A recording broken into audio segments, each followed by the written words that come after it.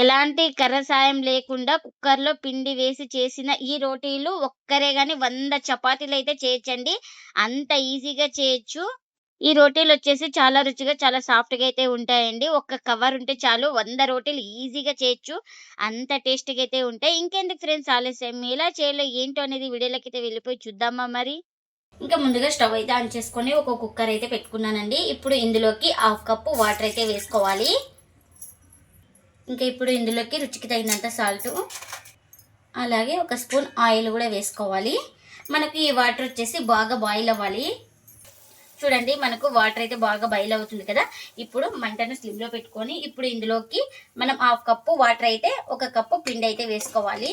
మీరు ఇక్కడ మైదా కానీ గోధుమ పిండి కానీ ఏదైనా యూస్ చేసుకోవచ్చు. ఇంకా ఈ పిండి వేసుకొని బాగా ఇలా ఒక నిమిషం పాటు బాగా ఎక్కడ ఉండలు లేకుండా బాగా కలుపుకోవాలి. ఇంకా ఇలా పిండి మొత్తం బాగా కలుపుకున్న తర్వాత ఒక నిమిషం పాటు ఉడికించుకోవాలి. చూడండి ఇలా ఒక నిమిషం తర్వాత ఇలా మనకు పిండి ముద్దలాగా రావాలి. ఇలా సాఫ్ట్గా ఉండాలి చూడండి పట్టుకుంటే. ఇక్కడ చూపిస్తున్నాను కదా వీడియోలో ఇలా సాఫ్ట్గా ఉండాలి. ఇంకా ఇప్పుడు స్టవ్ అయితే ఆఫ్ చేసుకొని పూర్తిగా చల్లారనివ్వాలి. ఇంకా చల్లారిన తర్వాత అయితే ఒక ప్లేట్లోకి అయితే తీసుకున్నానండి. ఇప్పుడు మనం కాస్త చేతికి ఇలా ఆయిల్ అయితే అప్లై చేసుకొని ఇలా బాగా స్మాష్ చేసుకోవాలి. సాఫ్ట్గా అయ్యే వరకు ఒక నిమిషం పాటు ఇలా బాగా స్మాష్ చేసుకోవాలి. ఇంకా ఇలా బాగా ఒక నిమిషం పాటు బాగా ఇలా సాఫ్ట్గా కలుపుకున్న తర్వాత మనకు ఏ సైజు కావాలో ఆ సైజు పిండి ముద్దను అయితే తీసుకుంటున్నానండి. నేను ఇక్కడ ఈ సైజు అయితే తీసుకున్నాను. ఇలా ఇంకొక అరచేయి మీద పెట్టుకొని ఎక్కడ క్రాక్స్ లేకుండా రౌండ్గా చుట్టుకోవాలి. చూడండి ఈ విధంగా అయితే ఉండాలి. ఇంకా ఒక ప్లేట్లోకి అయితే తీసుకుంటున్నా.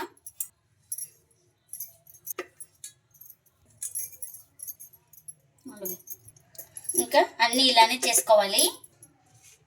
ఇంకా నేను ఈ చపాతీ చేసుకోవడానికి ఇలాంటి మన ఇంట్లో కవర్ అయితే ఉంటుంది కదండి. ఇలాంటి కవర్ లేకున్నా శారీ కవర్ అయినా తీసుకోవచ్చు. ఇలా కవర్కి అయితే ఆయిల్ అయితే అప్లై చేసుకోవాలి. కవర్ మొత్తం ఇలా. ఇంకా ఇప్పుడు ఇలా మొత్తం ఆయిల్ అయితే అప్లై చేసుకున్న తర్వాత ఒక పిండి ముద్దను తీసుకొని ఇంకా మరొక కవర్ అయితే ఈ పిండి ముద్ద పైన పెట్టుకోవాలి. ఇలా పెట్టుకొని ఇలా చేత్తోనే చూడండి ఇక్కడ చూపిస్తున్నాం కదా ఈ విధంగా ఎక్కడ క్రాక్స్ లేకుండా ఈక్వల్గా మనం ఇలా చపాతీని అయితే చేసుకోవాలి. కర్రతో ఏం అవసరం లేదండి, ఈజీగా వచ్చేస్తాయి. ఇలా చూడండి ఇక్కడ చూపిస్తున్నాం కదా ఈ విధంగా.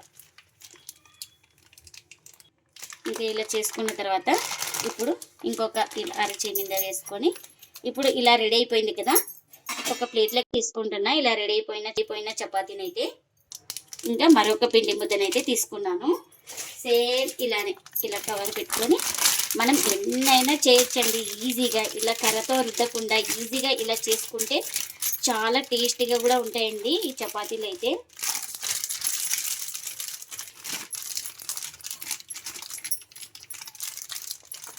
ఇలా కుక్కర్లో పిండి ఉడికించుకొని చేస్తే చాలా సాఫ్ట్గా కూడా ఉంటాయి ఈ చపాతీలు అయితే మనకు. ఇంకా ఇది కూడా రెడీ అయిపోయింది కదా. ఇంకా దీన్ని కూడా ఇలా తీసుకొని ప్లేట్లోకి అయితే తీసుకుంటున్నా. ఇంకా మనకి ఇంకా ఈజీగా కావాలంటే ఇలా పిండి ముద్దనైతే పెట్టుకున్నాను. ఇలా పిండి ముద్ద పెట్టుకొని ఇలా పైన కవర్ చేసుకొని ఇంకా ఇప్పుడు ఇలా ప్లేట్ అయితే పెట్టుకొని ఇలా ప్లేట్తో మనం ఇలా ప్రెస్ చేసుకోవాలి. ఇంకా మీరు ఏ సైజ్ కావాలో ఆ సైజ్ అయితే ఇలా ప్లేట్ పెట్టుకొని ఒత్తుకోవాలి. ఇంకా ఎన్ని అయితే అన్నీ ఇలానే ఒత్తుకోవాలి. ఇంకా చపాతీ కాల్చుకోవడానికి పెనం కూడా పెట్టుకున్నాను. పెనం కూడా హీట్ అయింది. ఇంకా ఇలా చేసుకున్న చపాతీని అయితే ఇలా పెనం పైన వేసుకున్న తర్వాత ఒక సైడ్ కాలిన తర్వాత మరోవైపు అయితే టర్న్ చేసుకోవాలి. ఇంకా ఇలా ఒక సైడ్ కాలిన తర్వాత మరోవైపు అయితే ఇలా టర్న్ చేసుకొని మనం ఆయిల్ అయితే అప్లై చేసుకోవాలి.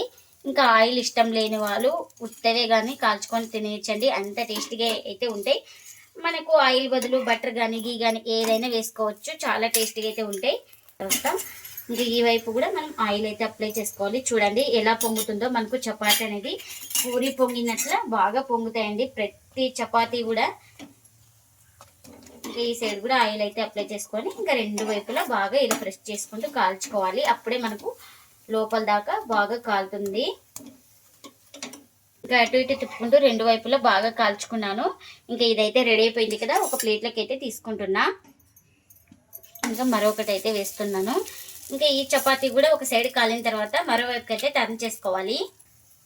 ఇంకా ఇలా ఒక సైడ్ కాలిన తర్వాత ఇలా టర్న్ చేసుకొని ఆయిల్ అయితే అప్లై చేసుకోవాలి ఇలా.